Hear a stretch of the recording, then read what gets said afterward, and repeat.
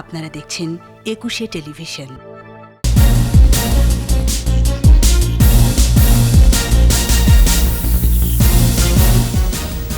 করোনায় সারা দেশ ঝুঁকিপূর্ণ ঘোষণা, স্বাস্থ্য অধিদপ্তরের নির্দেশনা না মানলে কঠোর ব্যবস্থা। একদিনে 10 জনের মৃত্যু, আক্রান্ত 341, বাড়ছে লকডাউনের সীমানা, তৎপর সশস্ত্র বাহিনী। দলের ভোটার দেখে নয়, প্রকৃত অসহায়দের ত্রাণ দেওয়ার নির্দেশ প্রধানমন্ত্রীর, ঘরেই তারাবির নামাজ আদায়ের আহ্বান। অসচেতন মানুষকে ঘরে থাকতে বাধ্য করতে হবে বললেন ডাক্তার ABM আব্দুল্লাহ, প্রয়োজনে জরুরি অবস্থা জারির পরামর্শ। কর্মহীন মানুষের মাঝে ব্যক্তি ও সংগঠনের ত্রাণ বিতরণ, চাল চুরির দায়ে অনেকের বিরুদ্ধে ব্যবস্থা।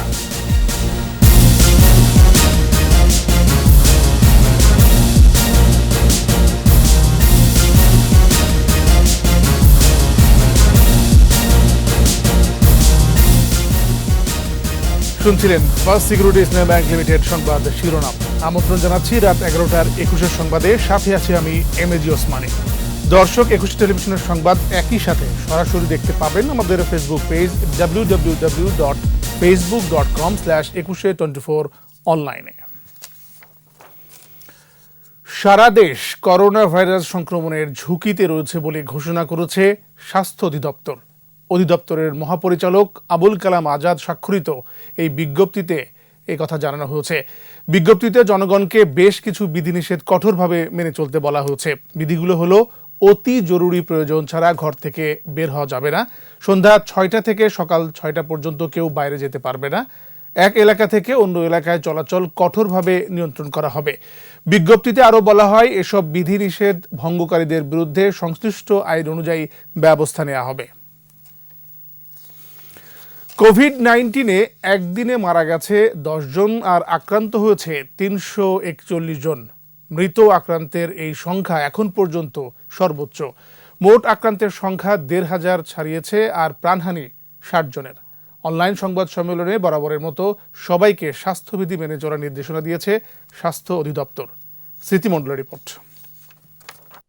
অসংখ্য চিকিৎসক, নার্স, স্বাস্থ্যকর্মী সহ ঔষধ শিল্প খাতে নিয়োজিত ফার্মাসিস্ট সহ অন্যান্য কর্মকর্তা ও কর্মীবৃন্দ যারা দিনরাত নিরলস সেবা দিয়ে যাচ্ছেন, তাদের প্রতি আপনাদের মাধ্যমে কৃতজ্ঞতা জানাচ্ছি। অনলাইন ব্রিফিং এর শুরুতে এভাবেই কোভিড যোদ্ধাদের প্রতি কৃতজ্ঞতা জানায় স্বাস্থ্য অধিদপ্তর।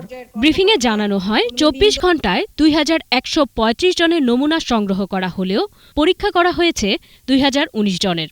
এর মধ্যে 341 জনের দেহে ভাইরাসের অস্তিত্ব মিলেছে। মৃত 10 জনের মধ্যে 6 জন ঢাকার বাসিন্দা। নতুন রোগী শনাক্ত হয়েছে 341 জন এবং এ পর্যন্ত রোগী শনাক্ত 1572 জন। গত 24 ঘন্টায় মৃত্যুবরণ করেছেন 10 জন এবং এ পর্যন্ত মৃত্যুবরণ করেছেন 60 জন। 10 জনের মধ্যে পুরুষ 7 জন, নারী 3 জন, ঢাকায় 6 জন এবং ঢাকার বাইরে 4 জন। 24 ঘন্টায় হোম কোয়ারেন্টাইনে নেওয়া হয়েছে 4,499 জনকে এবং প্রাতিষ্ঠানিক কোয়ারেন্টাইনে আছেন 3,875 জন। আমাদের মোট আইসোলেশন শয্যা আছে 6,977টি, ঢাকা মহানগরীতে 1,550টি এবং ঢাকা সিটির বাইরে বিভিন্ন হাসপাতালে 5,427টি। এ সকল হাসপাতালে আইসিইউর সংখ্যা 192টি, ডায়ালাইসিস ইউনিট 40টি। সংক্রমণ রোধে সব সময়ের মতোই স্বাস্থ্যবিধি মেনে চলার কথা মনে করিয়ে দেওয়া হয় সংবাদ সম্মেলন থেকে। স্মৃতিমণ্ডল, 21 টেলিভিশন, ঢাকা। দেশজুড়ে প্রতিদিনই বাড়ছে করোনা সংক্রমণ, উপসর্গ নিয়ে মারা যাচ্ছে অনেকে। ঝুঁকি এড়াতে প্রশাসনের পক্ষ থেকে নতুন নতুন এলাকা লকডাউন করা হচ্ছে। সামাজিক দূরত্ব নিশ্চিতে উন্মুক্ত স্থানে বাজার স্থানান্তর সহ নেওয়া হচ্ছে নানা পদক্ষেপ। আইনি তৎপরতা থাকলেও অনেক স্থানে নির্দেশনা অনুযায়ী মানুষ চলাচল করছে না। প্রতিনিধিদের সহায়তায় আরও জানাচ্ছেন সমর ইসলাম। করোনা উপসর্গ নিয়ে চাঁদপুরে শিশুসহ আরও 4 জনের মৃত্যু হয়েছে। এর মধ্যে 3 জন ঢাকা, কুমিল্লা ও চাঁদপুরে হাসপাতালে চিকিৎসাধীন অবস্থায় এবং 1 জন বাড়িতেই মারা গেছে। তাদের নমুনা সংগ্রহ করে IEDCR-এ পাঠানো হয়েছে। পটুয়াখালীতে 38 বছর বয়সের এক নারীর মৃত্যু হয়েছে। মঙ্গলবার সর্দি, জ্বর ও শ্বাসকষ্ট নিয়ে জেনারেল হাসপাতালে আসলে তাকে আইসোলেশন ইউনিটে ভর্তি করা হয়। নমুনা সংগ্রহ করে IEDCR-এ পাঠানো হলেও রিপোর্ট আসার আগেই মারা যান তিনি। টাঙ্গাইলের সখীপুরের কালিয়া উত্তরপাড়া গ্রামে বুধবার রাতে এক নারী মারা গেছেন। 3 দিন ধরে জ্বর, ঠান্ডা, কাশি, গলা ব্যথায় ভুগছিলেন তিনি। সংস্পর্শে আসা সবাইকে হোম কোয়ারেন্টাইনে থাকার নির্দেশ দেওয়া হয়েছে। এদিকে ময়মনসিংহে প্রথম করোনা আক্রান্ত রোগী ফুলপুরের আব্দুল কাদের এসকে হাসপাতালের আইসিইউতে মারা গেছেন। বৃহস্পতিবার জেলায় নতুন করে 8 জন করোনা আক্রান্ত শনাক্ত হয়েছে। নোয়াখালীর সেনবাগে গত 13 এপ্রিল জ্বর, শ্বাসকষ্টে মারা যাওয়া ব্যক্তির সংগৃহীত নমুনায় করোনা পজিটিভ শনাক্ত হয়েছে। পরে মৃতের বাড়িসহ গ্রামের 22টি বাড়ি লকডাউন ঘোষণা করে উপজেলা প্রশাসন। এ নিয়ে নোয়াখালীতে আক্রান্তের সংখ্যা 3, তাদের মধ্যে মারা গেছেন 2 জন। করোনা পরিস্থিতি মোকাবেলায় রংপুর মহানগরী সহ পুরো জেলা অনির্দিষ্টকালের জন্য লকডাউন ঘোষণা করেছে প্রশাসন। নগরীর প্রবেশদ্বারগুলো বন্ধ করে দেওয়া হয়েছে। শেরপুর ও মাদারীপুর জেলাকেও সম্পূর্ণ লকডাউন করা হয়েছে। এছাড়া শরীয়তপুর শহর ও চট্টগ্রামের লোহাগাড়া উপজেলাকেও সম্পূর্ণ লকডাউন ঘোষণা করেছে প্রশাসন। ব্রাহ্মণবাড়িয়ায় ভারত থেকে আসা 10 জনকে প্রাতিষ্ঠানিক কোয়ারেন্টাইনে রাখা হয়েছে। জেলায় নতুন 4 জন সহ আক্রান্তের সংখ্যা 14। চুয়াডাঙ্গার কাঁচা বাজারে সামাজিক দূরত্ব নিশ্চিতে সরকারি নির্দেশ মানছে না সাধারণ মানুষ। তবে গাইবান্ধায় কাঁচা বাজারে মাছ ও মাংসের অংশ আলাদা করা হয়েছে। সংক্রমণ রোধে পটুয়াখালীর 8টি উপজেলার সবজি বাজার উন্মুক্ত স্থানে স্থানান্তর করা হয়েছে।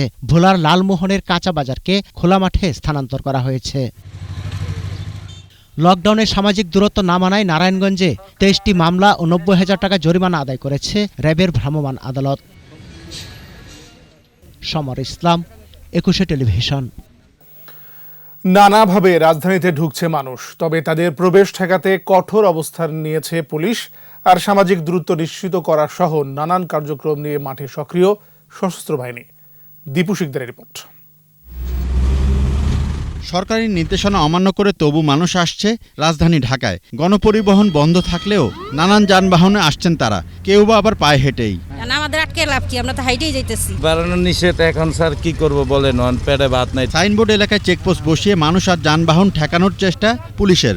এখন তো কোনো পাবলিক ট্রান্সপোর্ট বলেন বা প্রাইভেট ট্রান্সপোর্ট ব্যবহার করার ক্ষেত্রেও নিষেধাজ্ঞা আছে, একদম জরুরি প্রয়োজন ছাড়া। সো আপনি হয়তো দেখবেন যে আমরা এখানে পায়ে হাঁটা লোকজনকে আমরা ফিরিয়ে দিচ্ছি। পোস্তগোলা এলাকায় নিয়মিত কার্যক্রম চালায় সেনাবাহিনী। যানবাহন বিশেষ করে রিকশায় জীবাণুনাশক স্প্রে করা হয় এ সময়। আর অকারণে ঘরের বাইরে বের না হওয়ারও আহ্বান জানানো হয়। যেখানে আমরা ভিড় দেখতে পাচ্ছি, বাজারগুলোকে আমরা কন্ট্রোলে আনার চেষ্টা করছি, যে বাজারের একটা ইন এবং আরেকটা আউট, যেন একজন বাজারে এসে কাজ করে সে আরেক দিক দিয়ে বেরিয়ে যেতে পারে, এটা আমরা নিশ্চিত করছি। এদিকে সোহরাওয়ার্দী হাসপাতালের চিকিৎসকদের জন্য পিপিই, মাস্ক সহ প্রয়োজনীয় সামগ্রী দিয়েছে নৌবাহিনী। এই ডাক্তার সমাজ ছাড়াও দেশের বিভিন্ন জায়গায়, আপনারা জানেন উপকূলীয় অঞ্চল সহ ঢাকা শহর এবং অন্যান্য শহরে আমরা পরিষ্কার পরিচ্ছন্নতা এবং পার্সোনাল হাইজিনের ব্যাপারে কাজ করে যাচ্ছি। করোনা যুদ্ধের সম্মুখভাগে সৈনিকদের জন্য এমন সহযোগিতা অব্যাহত থাকবে বলেও জানায় নৌবাহিনী। দীপু শিকদার, 21 টেলিভিশন, ঢাকা। প্রকৃত অসহায়দের ত্রাণ দেওয়ার নির্দেশ দিয়েছেন প্রধানমন্ত্রী শেখ হাসিনা। ঢাকা বিভাগের 9 জেলার মাঠ প্রশাসনের সাথে ভিডিও কনফারেন্সে প্রধানমন্ত্রী বলেন, দলের ভোটার দেখে নয়, প্রকৃত অসহায় মানুষের তালিকা করতে হবে। রমজান মাসে ঘরে থেকে তারাবির নামাজ আদায় করারও আহ্বান জানান তিনি। দুর্ভিক্ষ পরিস্থিতি তৈরি হলে তা মোকাবেলায় প্রায় 1 লাখ কোটি টাকার প্রণোদনা এবং আরও 50 লাখ মানুষকে রেশন কার্ড দেওয়ার উদ্যোগ নেওয়া হচ্ছে বলেও জানান সরকার প্রধান। কঠিন এ সময়ে অমানবিক হওয়ার কোনো যুক্তি নেই বলেও মন্তব্য করেন প্রধানমন্ত্রী। আরও জানাচ্ছেন দীপু সারওয়ার। মানুষ আতঙ্কগ্রস্ত হয়ে অনেক সময় অমানুষেও পরিণত হয়। যখন আমরা দেখি যে মায়ের একটু সর্দি কাশি জ্বর হলো দেখে মানে ছেলে বউ বা ছেলে মেয়ে মিলে এমনকি তার স্বামী পর্যন্ত তাকে নিয়ে জঙ্গলে ফেলে আসে, এর থেকে অমানবিক কাজ আর হতে পারে না। ভিডিও কনফারেন্সের শুরুতেই অমানবিক ঘটনাগুলো উল্লেখ করেন প্রধানমন্ত্রী। তার প্রশ্ন, এসব কেন হবে? বিষয়গুলো খেয়াল রাখতে মাঠ প্রশাসনকে নির্দেশ দেন প্রধানমন্ত্রী। বক্তব্যে দুর্ভিক্ষের আশঙ্কার কথাও জানান তিনি। জাতিসংঘ থেকে শুরু করে বিভিন্ন আন্তর্জাতিক সংস্থা পর্যন্ত বলছে যে সারা বিশ্বব্যাপী প্রচণ্ড অর্থনৈতিক মন্দা দেখা দেবে, এমনকি দুর্ভিক্ষ দেখা দিতে পারে। সংকট মোকাবেলায় সরকারের নেওয়া নানা পদক্ষেপ তুলে ধরেন সরকার প্রধান। বলেন, সর্বোচ্চ গুরুত্ব দিয়ে করোনা পরিস্থিতি নিয়ন্ত্রণে রাখতে কাজ করছে সরকার। 92,000 কোটি টাকা, আসলে বলতে গেলে প্রায় 1 লক্ষ কোটি টাকার মতন পূর্ণদয়া প্যাকেজ তৈরি করেছি এবং তা আমরা বাস্তবায়ন শুরু করেছি। আগামী 3 অর্থ বছরে আমরা কিভাবে দেশের মানুষকে এই অর্থনৈতিক মন্দা থেকে উদ্ধার করব, রক্ষা করব, সেই পরিকল্পনাও আমরা কিন্তু নিচ্ছি। যারা হাত পেতে খেতে পারবে না তাদের জন্য মাত্র 10 টাকা কেজিতে চাল বিক্রয়েরও ব্যবস্থা নিয়েছি। আমাদের 50 লক্ষ মানুষের জন্য রেশন কার্ড করা আছে, 10 টাকায় চাল পান। আমরা আরও 50 লক্ষ মানুষের রেশন কার্ড করে দেব। সঠিক লোকের হাতে যাতে ত্রাণ পৌঁছায় সেদিকে লক্ষ্য রাখার নির্দেশ দেন প্রধানমন্ত্রী।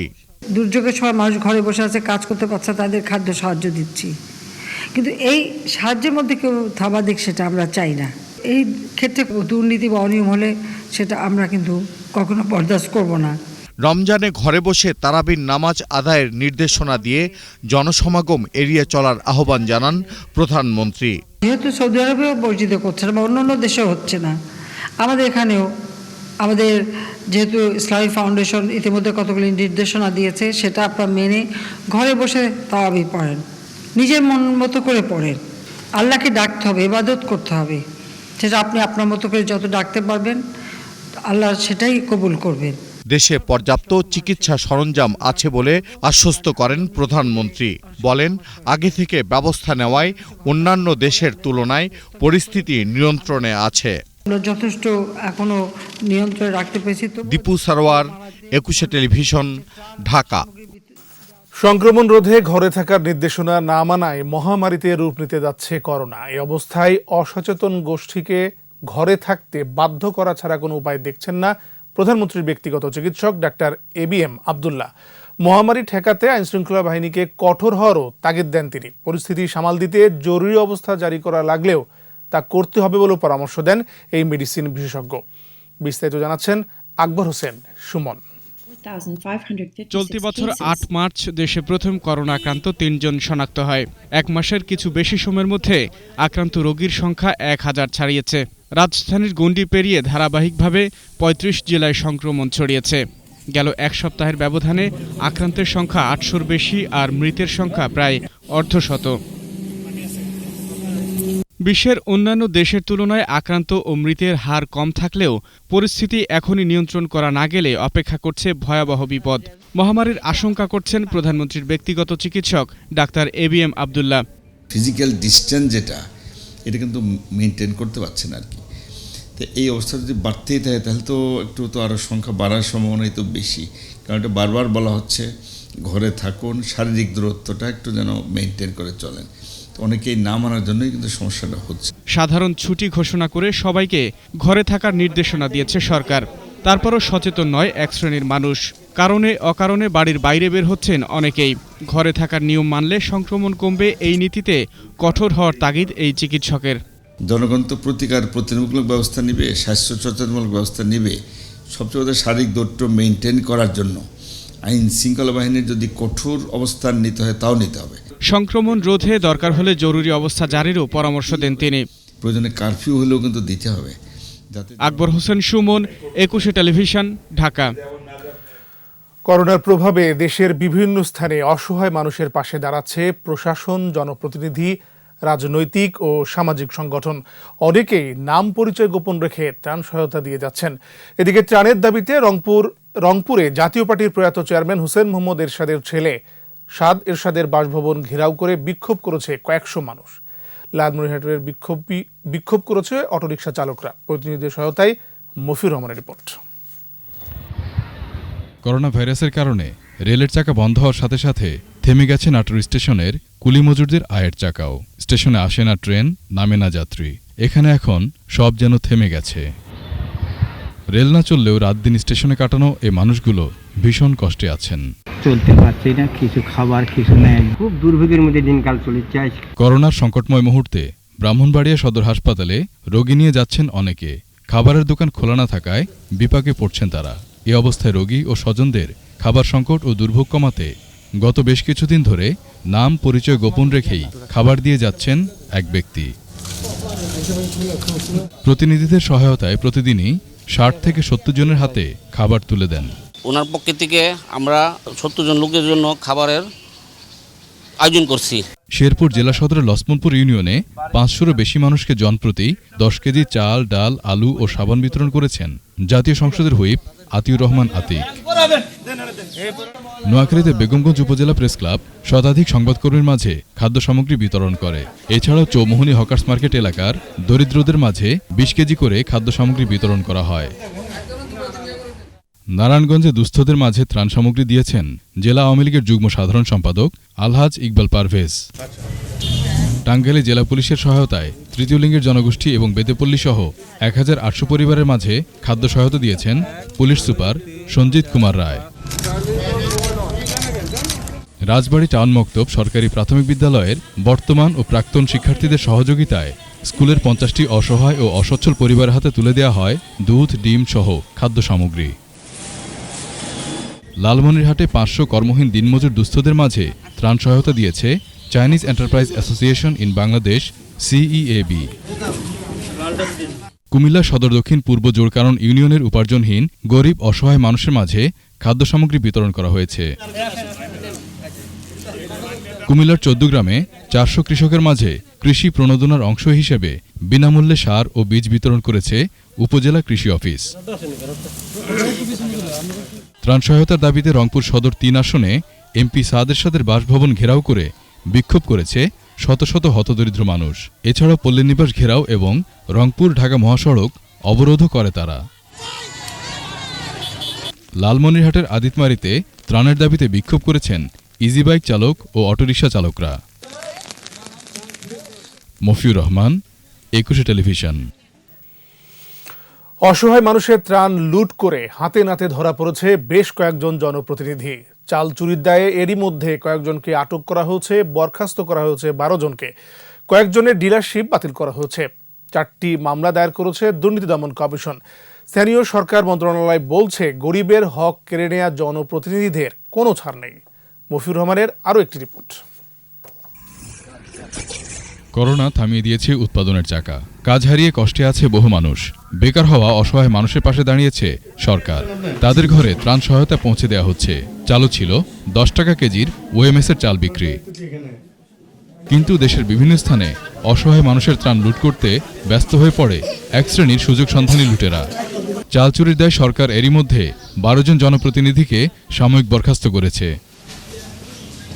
তারা হলেন কিশোরগঞ্জের গজারিয়া ইউনিয়ন পরিষদের 8 নম্বর ওয়ার্ডের সদস্য মোহাম্মদ সোহেল মিয়া, কুমিল্লার সুবিল ইউনিয়নের 7 নম্বর ওয়ার্ডের মোহাম্মদ আব্দুল মান্নান মোল্লা, ঢাকার নবাবগঞ্জ উপজেলার নয়নশ্রী ইউনিয়নের 1 নম্বর ওয়ার্ডের সদস্য মোহাম্মদ সেকান্দর মিয়া, পাবনার বেড়ার ঢালারচর ইউনিয়নের চেয়ারম্যান মোহাম্মদ কোরবান আলী, বরগুনার পাথরঘাটার কাকচিড়া ইউনিয়নের চেয়ারম্যান মোহাম্মদ আলাউদ্দিন পল্টু, বরিশালের মেহেন্দিগঞ্জের আন্ধারমানিক ইউনিয়ন পরিষদের চেয়ারম্যান কাজী শহীদুল ইসলাম, ভোলার বদরপুর ইউনিয়নের 6 নম্বর ওয়ার্ডের মোহাম্মদ ওমর ফারুক এবং 5 নম্বর ওয়ার্ডের সদস্য জুয়েল মিয়া, চট্টগ্রাম হাটহাজারীর মির্জাপুর ইউনিয়ন পরিষদের চেয়ারম্যান নুরুল আফসার, নারায়ণগঞ্জের পিরোজপুর ইউনিয়ন পরিষদের 8 নম্বর ওয়ার্ডের সদস্য মোহাম্মদ কবির হোসেন, নাটোরের সিংড়ার সুকাশ ইউনিয়ন পরিষদের 6 নম্বর ওয়ার্ডের মোহাম্মদ শাহিন শাহ এবং সিরাজগঞ্জের পাঙ্গাসী ইউনিয়ন পরিষদের চেয়ারম্যান মোহাম্মদ আব্দুস সালাম।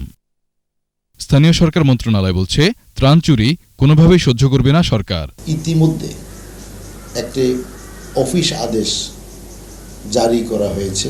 যে সমস্ত জনপ্রতিনিধিরা কোন রকম দুর্নীতির সাথে সম্পৃক্ত হবে তাদেরকে বরখাস্ত, ফৌজদারি মামলা সহ সকল কঠোর আইনানুগ ব্যবস্থা তাদের বিরুদ্ধে নেওয়া হবে। সম্প্রতি সিরাজগঞ্জের চৌহালিতে খাদ্যবান্ধব কর্মসূচির 1950 কেজি চাল উদ্ধার করে পুলিশ। এ সময় আটক হয় ইউপি সদস্য রফিকুল ইসলাম ও আরেক চাল বিক্রেতা আবু বকর সিদ্দিক।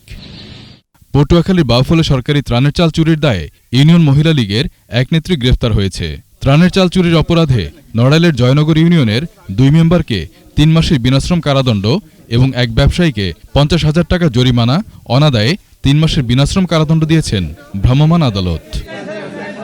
রংপুরে এক ব্যবসায়ীর বাড়িতে অবৈধভাবে মজুত করে রাখা টিসিবির ন্যায্য মূল্যের পণ্য উদ্ধার করেছে মহানগর গোয়েন্দা পুলিশ।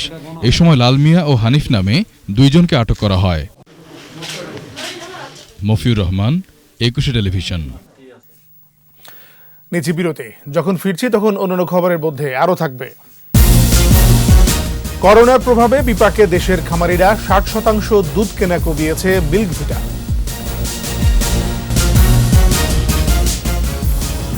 আবার আমন্ত্রণ রাত 11টার 21 সংবাদে। করোনা সংকট মোকাবেলায় দরিদ্র ও হতদরিদ্র জনগোষ্ঠীকে অবিলম্বে 5,500 কোটি টাকার নগদ অর্থের পাশাপাশি খাদ্য সহায়তা প্রয়োজন। যৌথ সমীক্ষা শেষে এমনটাই জানিয়েছে বেসরকারি গবেষণা প্রতিষ্ঠান power and participation research centre PPRC ও BRAC institute governance and development BIGD. Mehedi হাসানের রিপোর্ট। Imran, I think we can get started. করোনা সংকট দরিদ্র ও হতদরিদ্র জনগোষ্ঠীর উপর কতটা প্রভাব ফেলেছে তা জানতে যৌথ সমীক্ষা চালায় পিপিআরসি ও বিআইজিডি, আর এর ফলাফল নিয়ে আলোচনা করতেই এ ভার্চুয়াল সংবাদ সম্মেলন। গেল 4 থেকে 12 এপ্রিল পর্যন্ত চালানো সমীক্ষা প্রতিবেদন বলছে এ সময়ের মধ্যে হতদরিদ্র ও দরিদ্র জনগোষ্ঠীর আয় গেল ফেব্রুয়ারি তুলনায় 71 থেকে 79% পর্যন্ত কমেছে। কর্মসংস্থান হারিয়েছে 63% মানুষ, জনপ্রতি খাদ্য গ্রহণ কমেছে 29 থেকে 36% পর্যন্ত। আমরা গবেষণা ভিত্তিক তথ্যগুলো দিতে চাচ্ছি। অনেক প্রশ্ন আছে, সব প্রশ্নের উত্তর আমাদের কাছে তো নেই, কিন্তু যেগুলো আছে সেগুলোই খুব জোরালো এবং তার ভিত্তিতে জোরালো পলিসি পরামর্শ আমরা কিন্তু দিয়েছি। এমন পরিস্থিতিতে দরিদ্রদের খাদ্য ও নগদ অর্থ দু ধরনের সহায়তাই জরুরি। ত্রাণের যে গতানুগতিক ধারণার ঊর্ধ্বে উঠে আমাদের দুইটা জায়গায় কাজ করতে হবে। একটা হচ্ছে যে মাত্রা, এই যে মিনিস্ট্রি থেকে 500 কোটির মতো একটা হয়তো প্যাকেজ তৈরি করেছে এই ত্রাণের এইসব কাজে, আমরা ন্যূনতম দেখছি 5,500 কোটি টাকা লাগছে অ্যাকচুয়ালি এক মাসের জন্য। সুতরাং মাত্রার একটা বিষয় আছে। আর 2 নম্বর হচ্ছে এখানে সেলফ টার্গেটিং ওএমএস কর্মসূচির আওতা বাড়ানোর পরামর্শ এই অর্থনীতিবিদের। মনিটরিং এর মাধ্যমে শৃঙ্খলার কাজটা খুব জোরালোভাবে করা দরকার। মেহেদী হাসান, 21 টেলিভিশন, ঢাকা। করোনা পরিস্থিতিতে কেন্দ্রীয় ব্যাংকের নির্দেশনার পরও কর্মস্থলে যেতে বাধার সম্মুখীন হচ্ছেন ব্যাংকাররা। এই সমস্যার সমাধানে আবারও বাংলাদেশ ব্যাংকে উদ্যোগী হওয়ার আহ্বান তাদের। কঠিন এই সময়ে ব্যাংকগুলো খোলা থাকায় সবার আগে ব্যাংকারদের সুরক্ষায় গুরুত্ব দেওয়ার তাগিদ সাবেক গভর্নর আতিউর রহমানের। তহিদুর রহমানের রিপোর্ট। করোনা ভাইরাসে ঘরবন্দি সবাই, সংক্রমণ এড়াতে চলছে সাধারণ ছুটি। তবে খোলা রয়েছে ব্যাংকগুলো, গণপরিবহন বন্ধ, তারপরও ঝুঁকি নিয়েই কর্মস্থলে যেতে হচ্ছে তাঁদের। সংক্রমণ এড়াতে সবার ঘরে থাকা নিশ্চিত করতে সড়কে আইন শৃঙ্খলা বাহিনীও খানিকটা কঠোর। ফলে মাঝে মধ্যে সমস্যায় পড়ছেন বলে জানান ব্যাংকাররা। যদি আমরা বলি যে গভর্নমেন্ট তো ব্যাংক খোলা রেখেছে, তাহলে আমাদেরকে তো অফিসে যেতেই হবে। এটা আমাদের জানার বিষয় না, আপনি কিভাবে যাবেন এটা আপনার বিষয়। মেইনলি হচ্ছে ট্রান্সপোর্টের প্রবলেম। আসা যাওয়ার যেহেতু পাবলিক ট্রান্সপোর্ট বন্ধ, সো আসা যাওয়ার জন্য তো আদার্স ট্রান্সপোর্টের উপর আমাদের নির্ভর করতে, যে রিক্সা, স্কুটার, এগুলো আর কি, সিএনজি। এই অবস্থায় আর্থিক লেনদেন নিশ্চিত করতে ব্যাংকারদের যাতায়াত সহজ করার তাগিদ দেন বাংলাদেশ ব্যাংকের সাবেক গভর্নর। যাতায়াতের সমস্যা এখনও আছে বলে জানান বিএবির সাবেক চেয়ারম্যান। তবে বাংলাদেশ ব্যাংকের মুখপাত্র অবশ্য দাবি করেন সমস্যা এখন আর তেমন নেই। এখন তো পুলিশ প্রশাসনের কাছে বাংলাদেশ ব্যাংকে গভর্নর মহোদয় জিও লেটার লিখে এখন তো রাস্তায় পুলিশরা কোনো সমস্যা করছে না। অনেক সময় এটা ল এনফোর্সমেন্ট চলতে দেয় না, তো স্বাভাবিকভাবে একটা লোক রাস্তার মাঝখানে বসে অনেক সময় পরিবহনে কিছু পায় না। আর দ্বিতীয় হচ্ছে কিন্তু এখনো কিন্তু কিছু কিছু জায়গায় কিন্তু আমরা জানি যে আপনার আমাদের যারা কলিগ আছেন তাদের কিন্তু বাধার সম্মুখীন হতে হচ্ছে। পাশাপাশি সাধারণ ছুটিতে 10 দিন সশরীরে অফিস করলে 1 মাসের মূল বেতনের সমান প্রণোদনা ভাতা ঘোষণা করে কেন্দ্রীয় ব্যাংক। এই ভাতার পরিমাণ সর্বনিম্ন 30,000 থেকে সর্বোচ্চ 1 লাখ টাকা হবে। তৌহিদুর রহমান, 21 টেলিভিশন, ঢাকা। এবার আমাদের সাপ্তাহিক আয়োজন সোশ্যাল ইসলামী ব্যাংক লিমিটেড এর সৌজন্যে কৃষি।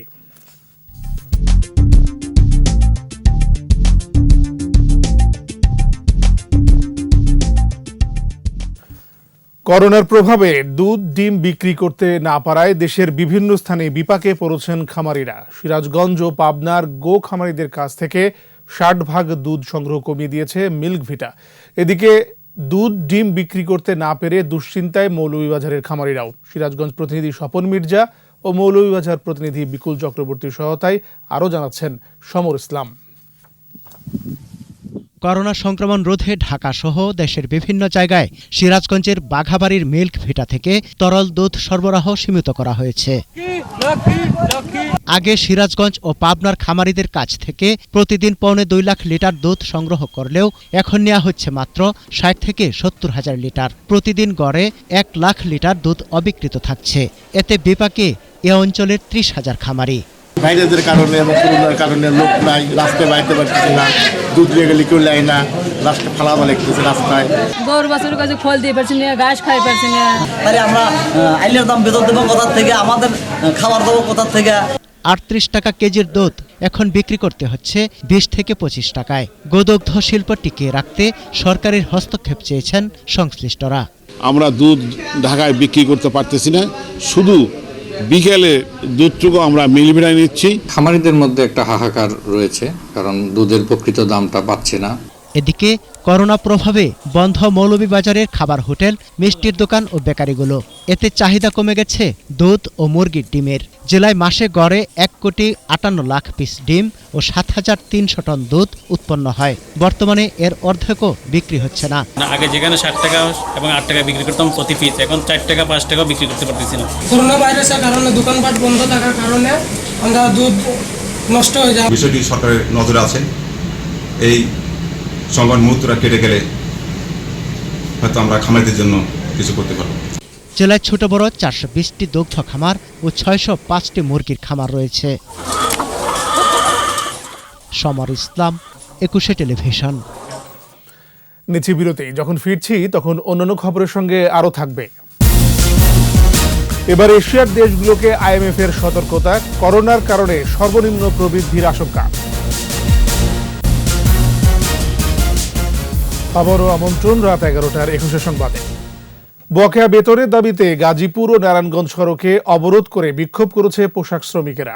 লকডাউন উপেক্ষা করে গাজীপুরের বিভিন্ন এলাকায় কমপক্ষে 12টি কারখানা শ্রমিকরা বিক্ষোভ কর্মসূচি পালন করে। এ সময় ঢাকা ময়মনসিংহ মহাসড়কের তেলিপাড়া ও ভোগড়া এলাকায় অবরোধ করে তারা। শ্রমিকদের অভিযোগ 16 এপ্রিলের মধ্যে বেতন দেওয়ার কথা থাকলেও মালিকপক্ষ দিচ্ছে না। এদিকে নারায়ণগঞ্জের ফতুল্লায় ইদ্রাকপুর, হামিদ ফ্যাশন ও গাবতলীর পুলিশ লাইন এলাকায় TS স্পোর্টস পোশাক কারখানার শ্রমিকরা সড়ক অবরোধ করে বিক্ষোভ করেছে। পরে পুলিশ এসে 21 এপ্রিলের মধ্যে বেতন পরিশোধের বিষয়ে আশ্বস্ত করলে অবরোধ তুলে নেয় শ্রমিকরা। করোনা মোকাবেলায় মালদ্বীপে PPE, মাস্ক সহ চিকিৎসা সামগ্রী পাঠিয়েছে বাংলাদেশ। সেই সাথে পাঠানো হচ্ছে 85 টন খাদ্য সামগ্রী। বুধবার মালদ্বীপের উদ্দেশ্যে চট্টগ্রাম ছেড়ে গেছে নৌবাহিনীর যুদ্ধ জাহাজ সমুদ্র অভিযান। চট্টগ্রাম থেকে রিপোর্ট করেছেন শিউলি স্বপ্ন।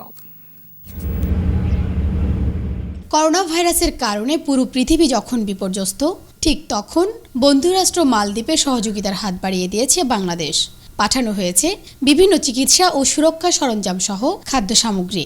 বুধবার সকালে এসব সরঞ্জাম নিয়ে মালদ্বীপের উদ্দেশ্যে যাত্রা করে বাংলাদেশ নৌবাহিনীর জাহাজ সমুদ্র অভিযান।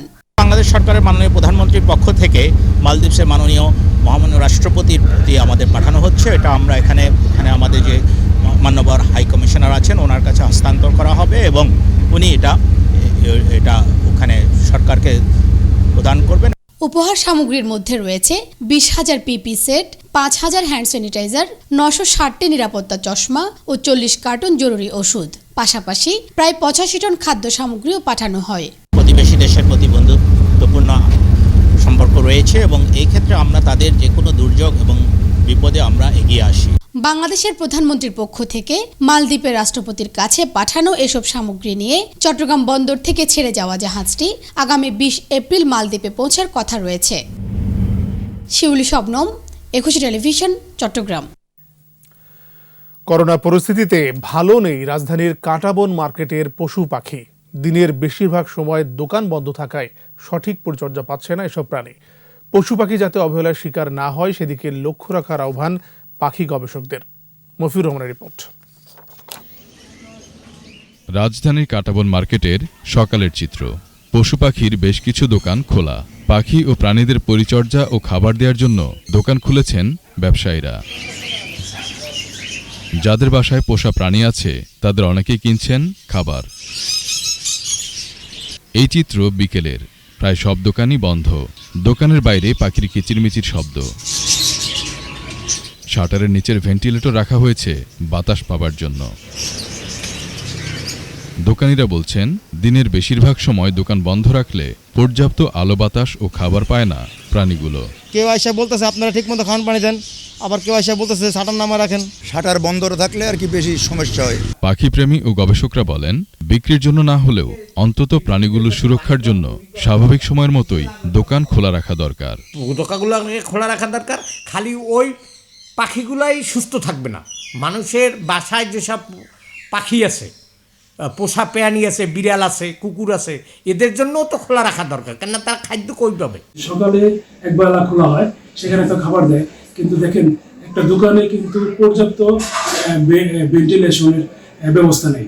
বাসাবাড়ির পোষা পাখিও যাতে খাবারের অভাবে মারা না যায় সে বিষয়টিও সংশ্লিষ্টদের দেখা উচিত বলে মনে করেন তারা। মফিউর রহমান, 21 টেলিভিশন, ঢাকা। এবার সোশ্যাল ইসলামী ব্যাংক লিমিটেড বাণিজ্য সংবাদ।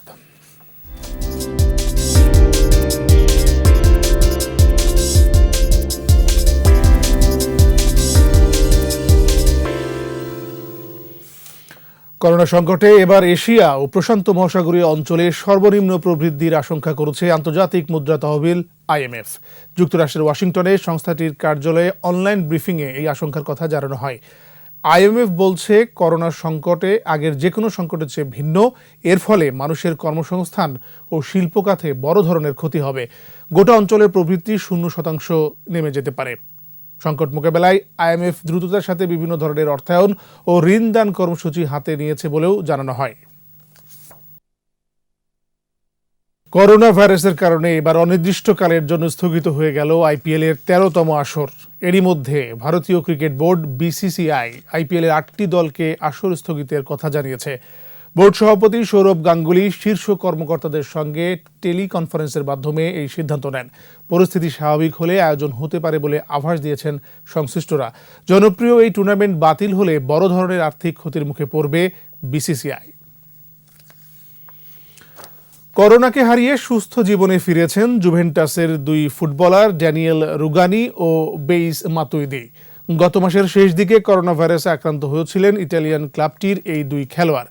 ক্লাব জুভেন্টাসের পক্ষ থেকে আনুষ্ঠানিক এক বিবৃতিতে জানানো হয়, মাতুইদি ও ড্যানিয়েল রুগানি এখন করোনা ভাইরাস থেকে মুক্ত, ফিরেছেন স্বাভাবিক জীবনে।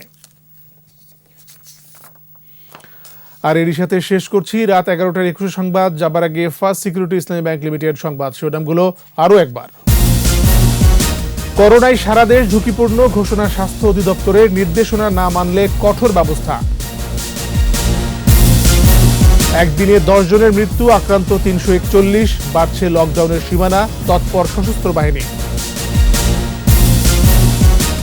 দলের ভোটার দেখে নয়, প্রকৃত অসহায়দের ত্রাণ দেওয়ার নির্দেশ প্রধানমন্ত্রীর, ঘরেই তারাবির নামাজ আদায়ের আহ্বান। অসচেতন মানুষকে ঘরে থাকতে বাধ্য করতে হবে বললেন ডাক্তার ABM আব্দুল্লাহ, প্রয়োজনে জরুরি অবস্থা জারির পরামর্শ।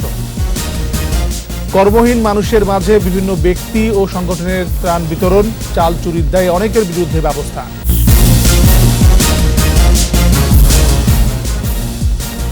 সর্বশেষ খবর জানতে ডায়াল করুন 202 নম্বরে, আর ভিজিট করুন tv.com এই ওয়েবসাইটে। এছাড়া ফেসবুকে ভিজিট করতে পারেন facebook.com/2124 অনলাইনে। এরপরের সংবাদ রাত 1টায় দেখার আমন্ত্রণ রইল।